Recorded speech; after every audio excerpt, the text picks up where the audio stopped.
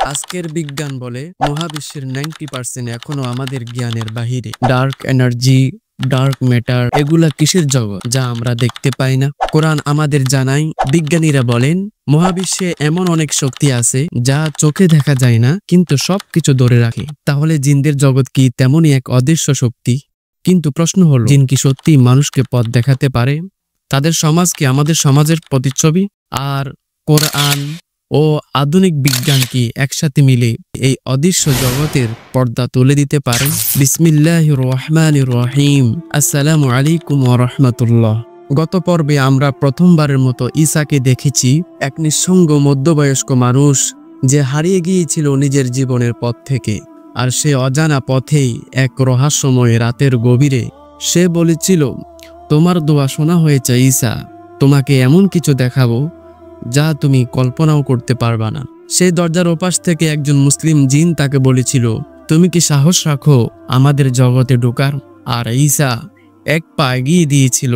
আজ ঈসা প্রবেশ করবে সেই দরজার ভিতর দিয়ে, যেখানে শুরু হবে জিনদের রাজনীতি, ধর্মীয় বিভাজন এবং শয়তানের ফাঁদে আটকে থাকা তাদের বাস্তবতা। আজ আপনি শুনবেন এমন কিছু যা আপনার আত্মাকে কাঁপিয়ে তুলবে। তাহলে চলুন চোখ রাখি অদৃশ্য জগতের পর্দার ওপারে, ঈসার চোখের দিকে। ঈসা চোখ বন্ধ করে পা ফেলে অজানা দরজার ভিতরে। চারপাশে অন্ধকার, কিন্তু সেই অন্ধকারে এক এক করে আলো জ্বলে উঠছে। না, এটা পৃথিবীর আলো না। আলোগুলো যেন কুয়াশার মতো বাতাসে ভাসছে। সেখানে শব্দ নেই, কিন্তু এক অদ্ভুত কম্পন আছে যা ঈসার হৃদয় ছুঁয়ে যায়। তিনি চোখ মেলে দেখেন একটা মাঠের মতো জায়গা, যেখানে হাওয়া অন্যরকম, গন্ধ অন্যরকম, শব্দ অন্যরকম। জিন বলে এই জায়গার নাম সাইফাত। এটা জিনদের পুরনো এলাকা, যেখানে একসময় তাওহীদ ছিল আর এখন আছে দ্বিধা, রাজনীতি, ভ্রষ্টতা। ঈসা তাকিয়ে দেখে বাতাসে ভাসছে ছোট ছোট আগুনের কণা, বিশাল গাছ যার পাতা লাল, অদ্ভুত স্পত্ত যা বাতাসে দুলে, এবং দূরে দূরে ছায়ামূর্তি জিনেরা। জিন ঈসাকে নিয়ে যায় এক গোপন প্রাচীন ঘরে, এক দেওয়ালের খোদাই করা লা ইলাহা ইল্লাল্লাহ। জিন বলে আমাদের সমাজে এখন দুই দল, এক দল তাওহীদের বিশ্বাসী, আরেক দল ইবলিসের অনুসারী। এই বিভাজন শুরু হয় সেই দিন যেদিন নবী মুহাম্মদ সাল্লাল্লাহু আলাইহি ওয়াসাল্লাম কোরআন তেলাওয়াত করেছিলেন। আর আমাদের অনেকে শুনে ঈমান এনেছিল, কিন্তু অনেকে ঈর্ষা করেছিল, কারণ ওরা চাইছিল নবুয়ত জিনদের মধ্যেই থাকুক। ঈসা বলে, ইবলিস কি তাদের সরাসরি নিয়ন্ত্রণ করে? জিন উত্তর দিল, না, সে শুধু ফাঁদ পেতে রাখে।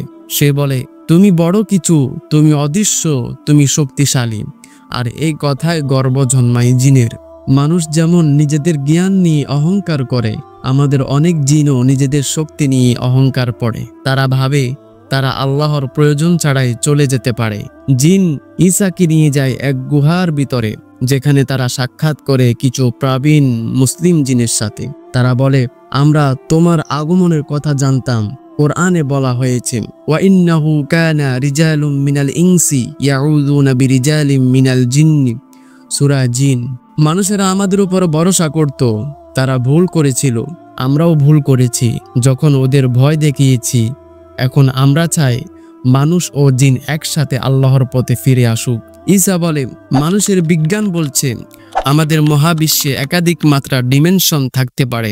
ডার্ক ম্যাটার ও আনসিন রিয়েলমস সত্যি থাকতে পারে। তাহলে কি তোমাদের জগৎ সেই ডার্ক ডাইমেনশন? জিন মৃদু হাসে, তোমরা যা বিজ্ঞান দিয়ে বুঝতে পারো না, তা অনেক সময় ওহী দিয়ে পরিষ্কারভাবে বলে দেওয়া হয়। আমরা আসি, কিন্তু আমরা পরীক্ষা তোমাদের জন্য। গুহার একপাশে দাঁড়ানো এক তরুণ জিন, নাম তার আজরান। তার চোখ ধোঁয়া, মুখে রহস্য। সে বলে, সবাই আল্লাহর কথা বলছে, কিন্তু যখন ক্ষমতা আসে তখন আল্লাহকে ভুলে যায়।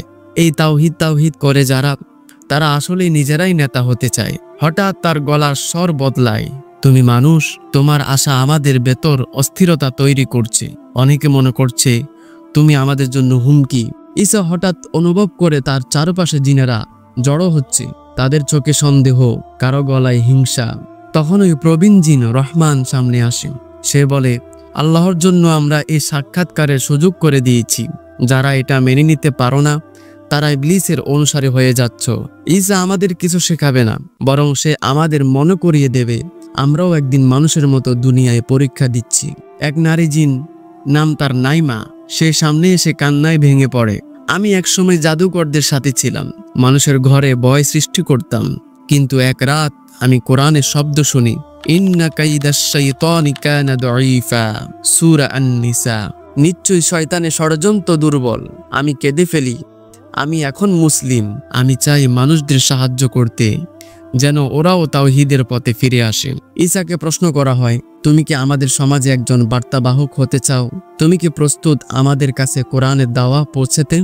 ঈসা মাথা নিচু করে, তার চোখে অশ্রু। সে বলে, আমি তো কিছুই না, আমি তো নিজের জীবনে কিছুই করতে পারিনি। তবে আমি যদি পারি তোমাদের ভিতর তাওহীদের কথা ফিরিয়ে আনতে, তাহলে হ্যাঁ, আমি প্রস্তুত। জিনেরা একে একে বলে, আমরা এই সাক্ষাৎকার চালিয়ে যেতে চাই। মানুষ ও জিন আল্লাহর রহমতের আলোয় আবার এক হবে।